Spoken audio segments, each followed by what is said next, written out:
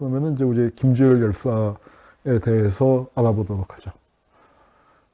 김주열, 3.15 부정선거가 저렇게 크게 했지만, 정권에서 저렇게 덮으려고 조직적으로 노력을 하고, 뭐 이렇게 하다 보니까, 이제 그 시위가 사그라들고 있었어요. 그래서 김주열의 시신이 발견되면서 이제 시위가 터지는데, 김주열 시신 발견되기 전날 동아일보 사회면 톱이에요. 이렇게 창경원 벚꽃놀이, 지금 벚꽃이 한창이잖아요. 그러니까 벚꽃놀이 가자 뭐 하는 식의 이제 얘기가 나오니까, 왜냐면 시위가 그만큼 이제 되게 가라앉았다, 별일 없이 넘어가나 보다 하고 자유당이 좀 안심을 하고 있었는데, 예, 시신이 떠오른 겁니다. 마산 앞바다에. 눈에 최루탄이 박힌 거예요. 눈에.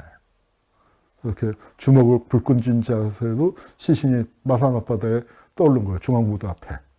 그래서 그 시신을 이제 이렇게 인양을 했습니다.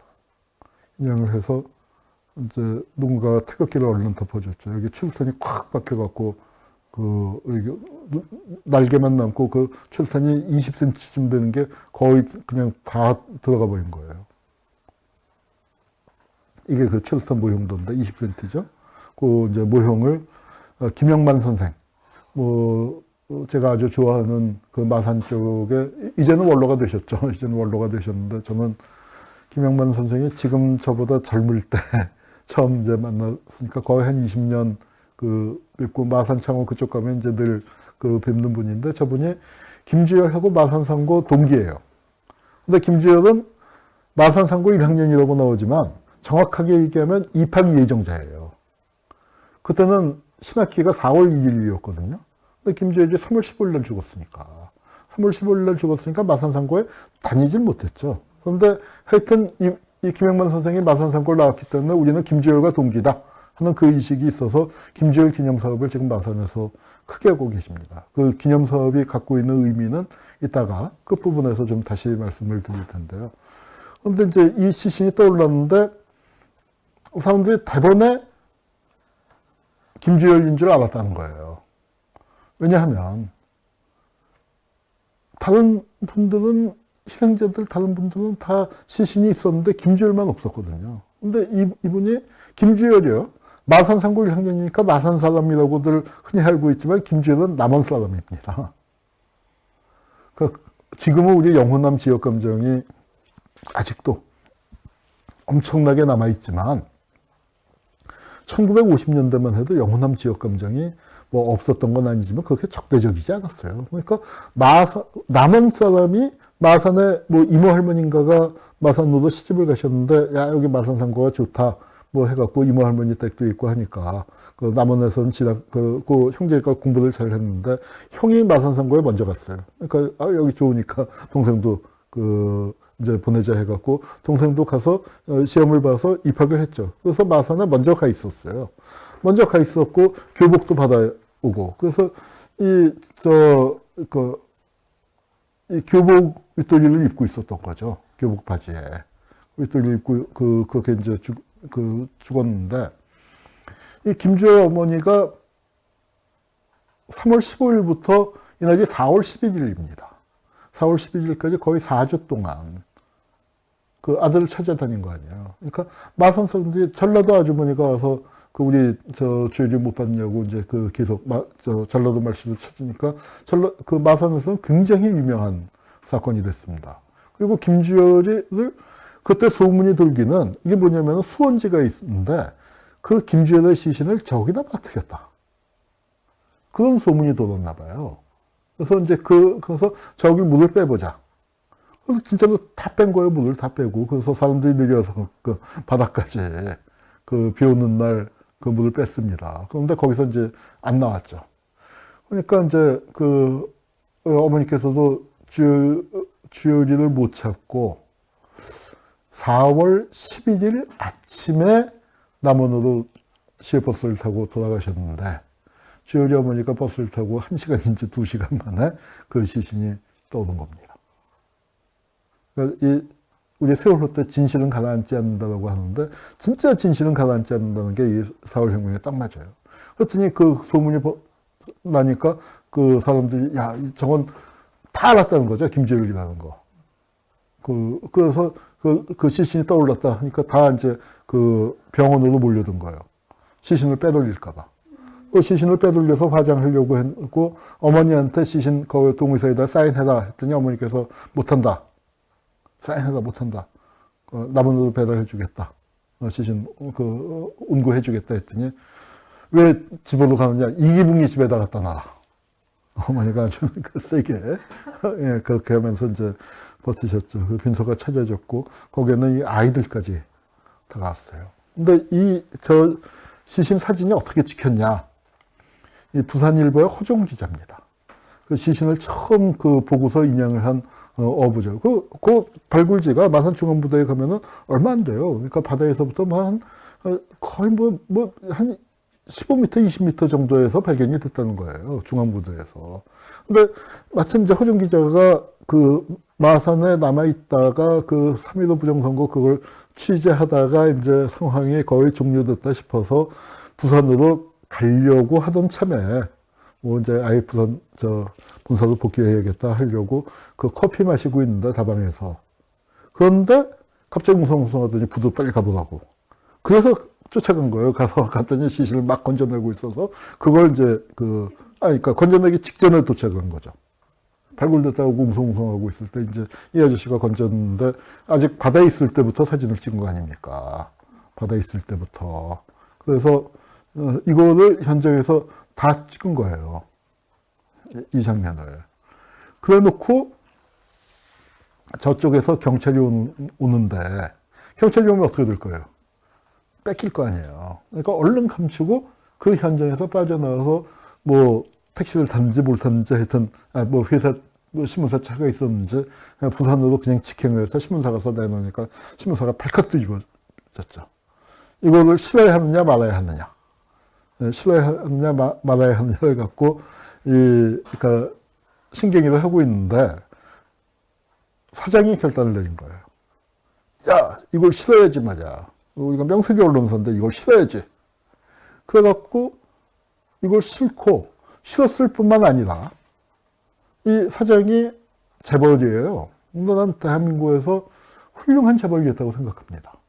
지금 이 얘기도 제가 기회가 되면 또 한번 해야 하는데 제가 책도 썼으니까 장물바구니라는 이게 뭐냐면은 바로 그 유명한 정수장학회 있죠. 5.16 장학회. 저분이 만든 부산일보와 MBC를 저분이 창사한 건 아니지만 MBC의 주식 100%를 갖고 있었어요. 부산 MBC 66%를 갖고 있었어요. 3분의 1을 갖고 있었는데 그걸 뺏어서 만든 게 5.16 장학회예요. 5.16 장학회. 그런데 이제 저분이 재벌로서 그때 한수 이북에선 이병철이고 한수 이남에선 김지태라고 우리나라에서 손꼽히는 재벌인데 주로 비단 장사, 생사 장사, 섬유계통, 비단계통 일들을 많이 했는데 그러니까 그 크게 사업을 하니까 회사에 트럭이 많았잖아요. 그걸로 부산일보를 이 사진을 실은 이거 특집판을 부산일보가 그때 4만 부인가 발행했는데 한 20만 부 찍었다는 거예요. 그래서 그 버스로 부산 마산 일대다 다 갖다 뿌린 거죠. 이게 사실과 굉장히 중요한 확산되는 계기이고, 그 다음에 이 사진을 어떻게 했냐면은, 그러니까 이건 참 독점으로 낸 게 아니라 이 사진을 찍어갖고 한 몇십 장을 뽑아서 사진부에다가 얘기해서 뽑아서 기차편으로 서울 언론사에다가 다 보낸 거예요. 주요 언론사에. 그래서 동아일보도 그 사진을 받아서 냈고, 이제 부산일보보다는 조금 뒷얘기가 실렸죠. 시신이 인양됐다. 김주열군. 그 다음에 여기선 신원이 확인되자 그 시민들이 흥분해서 하고, 경찰 발표도 또 사람이 또 죽고 하는 이제 이런 얘기까지 실리고, 그렇게 됐는데, 이게 얼마나 큰 결단이었냐 하면은, 그러니까 부산일보가 참, 김지태가 재벌 출신이고 자유당 국회의원도 했었어요. 자유당으로. 그런데 이기붕이나 그 자유당 강경파하고 틀어지는 바람에 난 그냥 정치 안 할란다, 장사는 할란다, 그리고 언론만 제대로 할란다 하고 이제 언론인이 됐는데 조봉암이 사형당했을 때 유일하게 사설이 실렸습니다. 이게 부산일보가. 그런데 이게 가령 조봉암 사설을 실른다거나 김주열을 보도한다는 게 어떤 의미를 갖느냐. 아니, 59년도에 경향신문이, 그 당시에 발행부수 제일 많았던 경향신문인데, 폐간시켜버렸잖아요. 그러니까 저거는 폐간을 각오하고, 폐간뿐입니까? 자기 사업 망하는 것도 각오하고 싶었던 거예요. 그런데 이 4.19와 관련해서는 부산일보가 와 부산문화방송이 굉장히 중요한 역할을 한 게, 이게 뭐냐면 장물바구니 제가 쓴 책입니다. 이 책에 자세히 나와 있는 책을 그냥 책 화면을 그냥 잘라온 건데, 3.15 부정선거가 났을 때 부산 MBC가 그걸 생방송으로 중계했어요. 그 뭐냐, 촛불 때 아프리카 TV가 이제 광우병 촛불 때 막 뛰어다니면서 했잖아요. 그건 아프리카 TV인데, 부산 MBC는 그 당시에 국내에서 제일 큰 상업방송이었습니다. 라디오 방송이 서울 MBC보다 그때는 부산 MBC가 컸어요. 왜냐하면 라디오가 부산이 많았어요. 항구도시이고 밀수도 많이 하고, 부산에서는 일본 방송이 잡혔단 말이야. 서울에서는 일본 방송이 안 잡히니까. 그러니까 그때 사람들 일본말 다 할 때니까. 돈 좀 있는 사람들은 부산에서 라디오 갖고 그러니까 일본 방송들을 듣기 때문에 라디오가 훨씬 많았어요. 그래서 MBC 내에서는 부산이 큰 집이라고 그래요. 서울이 본사라고 하면 니네가 왜 본사냐? 부산 MBC에 계신 분들은 그렇게 얘기하시는 분들이 많다고 들었습니다. 부산이 역사가 깊어요. 그런데 그 한국 최고의 상업방송이 혁명을 생중계한 거예요. 부산 MBC가 이걸 마산에서 3월 15일 날 마산에서 그 일이 일어났다는 걸 생방송을 하니까, 그걸 NHK에서 5분 만에 한국에서 상황 발생. 그게 전 세계로 타전이 된 겁니다. 그래서 이제 그 경찰이 그걸 막으려고 마산을 샅샅이 뒤졌지만, 방송은 또 MBC에서 송출을 하고 있었으니까. 그리고 부산에서 송출하고 있었으니까 그걸 못 잡아서 계속 나갔고, 그거 하는데 방송 나가는데 총소리가 계속 나고, NHK에 그 총소리 나는 게 그 상황이 이제 그냥 실렸으니까 어마어마한 얘기죠. 그래서 학생들이 총탄 속에서 싸우는 거. 이걸 봤기 때문에 박정희가 5.16이 나고 난 다음에 부산일보를 뺏은 거예요. 부산일보와 MBC를. 박정희가 나라를 다 먹었는데, 김지태가 아무리 재벌이라고 해서 재산이 탐나서 뺏었겠습니까? 그거는 언론정책이었던 거예요. 그리고 그 부산일보 문화방송 뺐고, 경향신문 뺐고. 그래서 이제 그거 국정원 과거사위 때 제가 담당을 했고, 처음에 부산일보 요 사건을 다룰 때는 저도 그 사건의 의미를 잘 몰랐는데, 그래도 언론 탄압인 것 같아서 경향신문하고 같이 끼웠는데, 그때 알고 보니까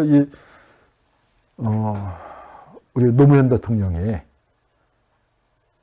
고등학교로도 마칠 수 있었던 게 김지태 덕분이에요. 흔히 부일장학금을 받았다고 하는데, 부일장학금은 아니고, 부일장학금은 외부에서 시험 봐서 했고, 김지태가 부산상고거든요. 노무현 대통령이 부산상고잖아요. 그러니까 부산상고 대선배란 말이에요.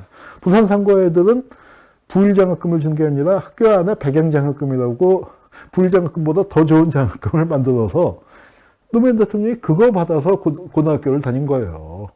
그러니까 김지태라는 분이 노무현 대통령한테는 은인이었던 거죠. 고등학교도 안 나왔으면 고시 꿈도 못 꿨을 거 아니에요. 고등학교라도 나왔으니까 그래도 고시를 본 거지. 대학은 안 나왔어도. 그래서 이제 이 국정원 과거사에 만들 때 부일장학회 그거 좀 조사해라. 이제 아마도 청와대 쪽에서 원했었고, 국정원도 눈치가 빠르니까 그걸 이제 자꾸 집어넣는데, 그때 박근혜가 한나라당 대표를 하고 있을 때라서 나는, 그러니까 제가 별걸 다 기억하는 역사학자였지만 정말 우연히 노무현 대통령이 이 김지태의 장학금을 받았다는 사실을 몰랐어요, 진짜로. 그러면서 이걸 왜 하느냐, 이건 우리 국정원에서 할 것도 많은데 하고 내부에서는 제가 반대를 했었죠. 그런데 하여튼 다 분위기가 이제 저 혼자 반대하고 다른 사람들은 다 들어가야 한다고 해서 이제 들어갔는데, 하필 그래서 그러면은 그 한나라당에서 얘기 좀 덜 나오게 경향신문을 같이 끼워넣읍시다 했더니, 사람들 경향신문을 모르다가 말은 되니까 이제 경향신문 집어넣고, 야, 경향신문 했으니까 네가 맡아. 이제 그래서 제가 인혁당 사건 이미 맡았는데 이것까지 맡겨져서 이제 큰 거 2건을 이제 진행을 했고, 그러다가 이제 장물바구니까지 쓰게 됐습니다. 이제 하여튼 얘기가 좀 빗나갔지만, 4월 혁명이 혁명으로 벌어지는 데는 이 부산일보의 기여가, 언론의 기여가 상당히 컸었다. 부산일보와 부산 MBC의 기여가 컸고, 그거를 그때 박정희가 부산의 군수기지 사령관으로 있었단 말이에요. 그래서 혁명이 어떻게 확산되는가를 다 들여다본 거예요. 부산일보 주필 황영주가 박정희하고 대구사범 동기고, 그러면서 맨날 그 부산일보 들면서 술 먹고 그랬으니까, 그걸 보고서, 야, 이 언론이 중요하다. 그 언론을 뺏은 겁니다. 다시 이제 돌아가서, 김주일 시신이 발견되니까 마산에서 이제 크게 시위가 터졌죠. 시위가 터지고, 중대 사태가 이제 벌어지고, 다시 학생들이 거리로 몰려 나오고, 그리고 3.15 부정선거에 대한 이제 이게 다시 불에 타는 거예요. 그러니까 이 4월 3.15 부정선거도 한 달쯤 시위를 하다가 대충 잦아 들어가다가 이게 빵 터진 겁니다. 뭐하고 좀 데자뷰 같은 느낌 안 드세요? 6월 항쟁하고? 박정철이 87년 1월 달에 죽었잖아요. 그런데 그러고 우리들 굉장히 아주 어려운 상황으로 몰려있다가 그걸로 반격이 됐지만 전단 정권 입장에서는 저거 진압할 수 있어 하면서 강행하겠어. 4.13 호원 조치를 내리고 강행을 했는데 거기서 이제 우리가 저항이 시작되고 팽팽하게 맞서고 있다가 이게 터졌잖아요, 이게. 박정철 고문치사 은폐 조작이 터지면서 이게 6월 항쟁으로 가는 겁니다.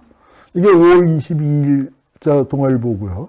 그러면서 거기서부터 준비가 돼서 이제 5월 하순쯤에 야, 이거 가만히 있을 수 없다. 6월 항쟁이 날짜가 잡히고 이제 그렇게 드디어 그 60대회가 잡혔죠. 60대회 하루 스케줄만 나왔었어요. 그러다가 60이 워낙 크게 잘 되고 나니까 6월 항쟁으로 다 빨리 잡자. 또 명동성당 시위가 이어지면서 그렇게 된 거죠. 휴지 좀 주십시오. 그러면서 이제